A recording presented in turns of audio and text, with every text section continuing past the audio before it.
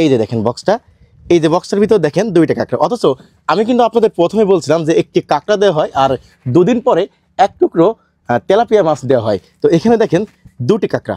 এই যে কাঁকড়াটা আপনারা দেখছেন এটা হচ্ছে খোলস, আর এই যে কাঁকড়াটা দেখছেন এটা হচ্ছে প্রসেসিংয়ের পর একেবারে সফট কাঁকড়া।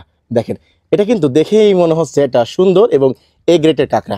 এখান থেকে নির্বাচন করার পরে এ গ্রেড কাঁকড়াগুলো উন্নত দেশ এবং ইউরোপে রপ্তানি করা হয়, আর আমার দেশে যখন এই পাগুলো বেঁকে যায় বা ইত্যাদি ইত্যাদি যেগুলো সি গ্রেড সেগুলো আমার দেশেই বিক্রি হয়। তো এইভাবেই মূলত এখানে এই যে লক্ষ লক্ষ যে বক্স আছে এই বক্সে এই যে প্রতিদিন আপনারা কয়বার চেক দেন?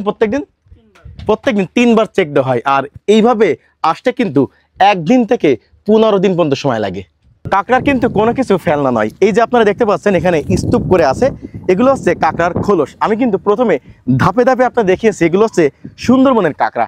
কিভাবে এই সুন্দরবনের কাঁকড়া ধরে এনে এখানে চাষ করে সফটসেল কাঁকড়া তৈরি করা হচ্ছে এবং ওগুলো বেশি দামে ইউরোপ এবং উন্নত দেশগুলোতে রপ্তানি করা হচ্ছে। আর খোলসগুলো এই দেশে এখানে পচিয়ে এগুলো আবার প্রসেসিংয়ের পর এগুলো আবার মাছের খাবার হিসেবে ব্যবহৃত হচ্ছে। আজকে আপনাদের সাতক্ষীরার শ্যামনগর থেকে দেখাতে পারলাম